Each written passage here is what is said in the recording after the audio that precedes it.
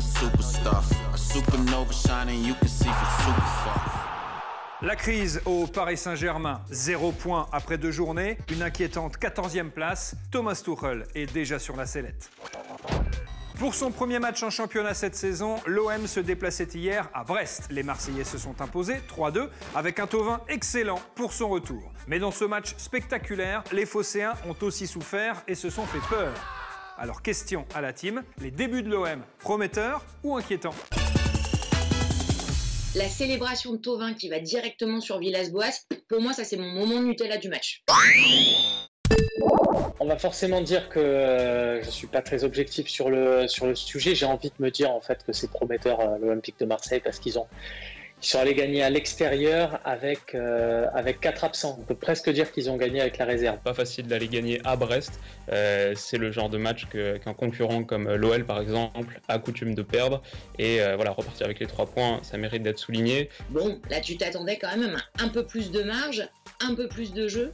Et concrètement, le match, c'est pas gagné. Hein. Mais ils gagnent à l'extérieur et ils mettent 3 buts. Donc au bout d'un moment, je veux bien qu'on s'extasie pas sur leur jeu. Mais il y a combien d'équipes qui mettent 3 buts à l'extérieur en Ligue 1? Évidemment, je ne vais pas être super original, mais la performance de Louis Caletacha en défense centrale, un doublé et surtout en fin de match, il sort un énorme tacle. Il sort aussi tous les ballons de la tête qui arrivent quand Brest fait un peu fort à la main autour du but de Mandanda. Donc je dirais que j'ai vu des cadres de l'OM hier, si t'enlèves Payet, qui était au niveau. Un grand Thauvin. Le gars, non seulement marque, fait 2 passes D, mais aurait dû en avoir une 3e en réalité. Une 3e sur coup franc. Si Balerdi la met au fond, il avait de quoi la mettre au fond. Ouais, bah pour moi, c'est vrai que Thauvin, c'est un super retour pour l'Olympique de Marseille. C'est un super joueur. Pour moi, il incarne le club maintenant. Et son état d'esprit est exemplaire pour l'équipe. Il se donne vraiment à fond. Et surtout en étant très malin, parce que bon, tu le connais, vous le connaissez tous, c'est un joueur qui peut faire des différences balles au pied. Hier, je pense que comme tous ses coéquipiers, il a vite vu qu'il était carbo. Et il n'est pas parti dans un délire de Radonjic, je vais dribbler tout le monde. Oui, c'est sûr que physiquement, c'était compliqué. En fin de match, ils ont un peu coulé. Ils ont frôlé le match nul. Prochain match, c'est le Classico. Les gars, je sais pas comment vous allez y aller là. Donc, même hier, tu vois, quand tu voyais l'effectif, tu te dis, ok, mais attends, il y a qui sur le banc là déjà? Si on ajoute Payet, puis on ajoute un Pape Gueye qui tourne à fond et qui arrive à réguler au milieu de terrain, on rajoute un Alvaro derrière, ça va être une équipe qui va encore aller chercher la 2e place sans trop forcer.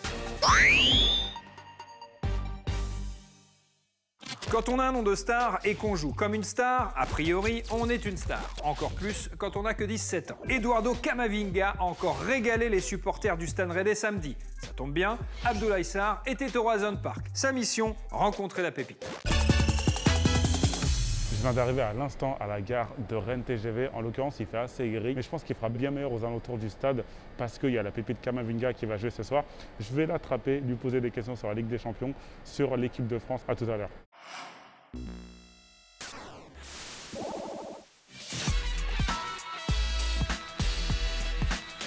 Bon, regardez, il y a quelques supporters qui commencent à faire la queue là. Johan, moi je suis là pour Eduardo Camavinga. Est-ce que tu penses que j'ai des chances de le trouver, voire de le rattraper au pire des cas? Je ne sais pas la condition physique que tu as, mais... Vous êtes fiers de l'avoir? Oui, on est content de le garder cette année. Camavinga ou la galette saucisse? Les deux. Ah, la galette saucisse. Galette saucisse. À 100%. À 100%. À 200%. 200%. Le match commence dans 1h30. On va checker si les joueurs sont là. On va surtout essayer de trouver Eduardo Camavinga. Pardon. Regardez Eduardo, attendez, il est juste là. Je ne sais pas ce qu'il leur dit. Peut-être qu'il leur dit, les gars, ce soir je vais mettre des petits ponts, je vais mettre des crochets, je vais mettre des accélérations, des passes D, des buts. Je ne sais pas si vous arrivez à voir juste derrière moi, pelouse arrosée, pelouse mouillée, pelouse qui glisse. J'espère qu'Eduardo ne va pas mettre de crochets parce que les crochets avec une pelouse qui glisse, vous savez ce que ça veut dire pour l'équipe adverse. C'est la mi-temps, ouais. Il y a 1-0 pour le Stade Rennais. Camavinga, t'en as pensé quoi toi, sur cette première période? Techniquement, elle est trop facile. Ils seront pas mal disponibles. Depuis tout à l'heure, je fais tout pour avoir Camavinga. Tu envoies un message sur Twitter, il va répondre. Tu penses? Ouais, sur Twitter, il répond. Écoute, s'il me répond, je penserai à toi. Eduardo, encore une fois. Kamavinga qui double la mise. Fin du match, victoire 2-1 du Stade Rennais. Bon, malheureusement, j'ai pas réussi à avoir Eduardo, mais je vais interroger son coach et ses coéquipiers et on va pas mal parler de lui.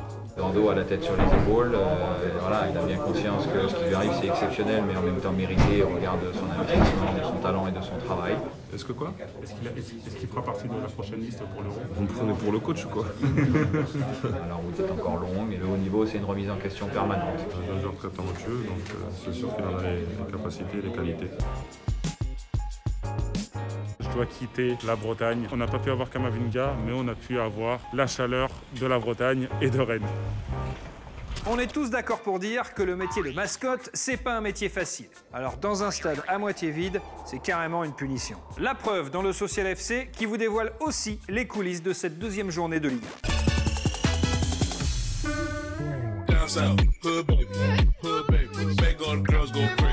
Chant de victoire, mascotte et jardinier, c'est parti pour le Social FC.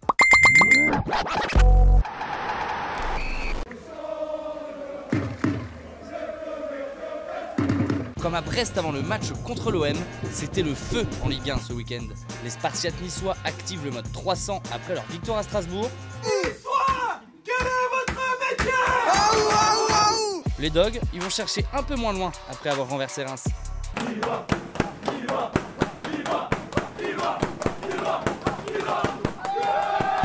À Lyon, on s'emmerde encore moins. Pas de chanson, juste un mot du héros du jour. Hello guys, it's Memphis. I just want to say thank you. À Montpellier, malgré le bizutage de Thibaut Vargas, c'est plutôt la soupe à la grimace. Surtout pour Sersou, le chroniqueur du club. Eh oui, chers amis, qu'est-ce que vous voulez que je vous dise? On a perdu, on a perdu. La Ligue 1, c'est aussi des métiers pas si évidents que ça. Hein, Loli la Dijonnaise? À Strasbourg, le survolté Storky ne dira pas le contraire.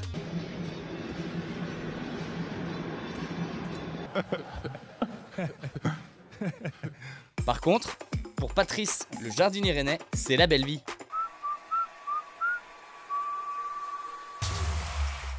Pour aller au stade les jours de match, on peut prendre le bus, comme Angers. Prendre l'avion puis le bus, façon OM. Ou on peut la jouer simple, comme Memphis. Tiens, Patrice n'a toujours pas fini de tondre la pelouse.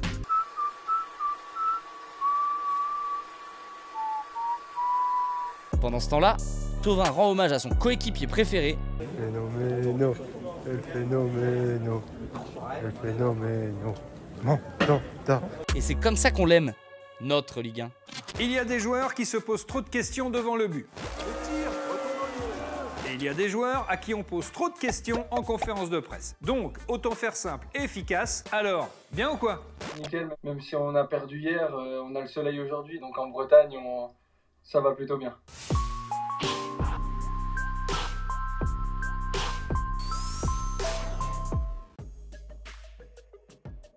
Saint-Etienne, c'est le haut niveau, c'est la Ligue 1 et on voit qu'on paie cash. C'est frustrant, mais il faut apprendre. C'est un premier match à l'extérieur qui va nous permettre de grandir, j'en suis certain.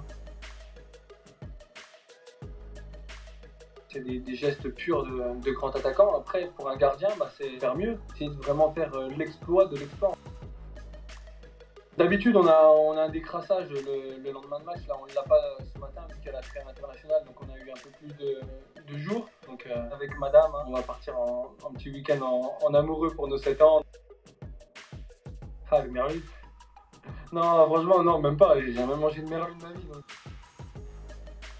C'est clair que le premier match, le fait de gagner, voilà, c'était bien de bien commencer le championnat parce qu'on peut vite tourner dans une mauvaise spirale entre guillemets, mais il ne faut oublier que nous on joue le maintien et rien d'autre. On joue Lens, retour des deux rocks de Ligue 2, on va dire, de l'an passé. Pronostic, je sais pas, la seule chose que je peux dire et que j'espère, c'est qu'on va gagner.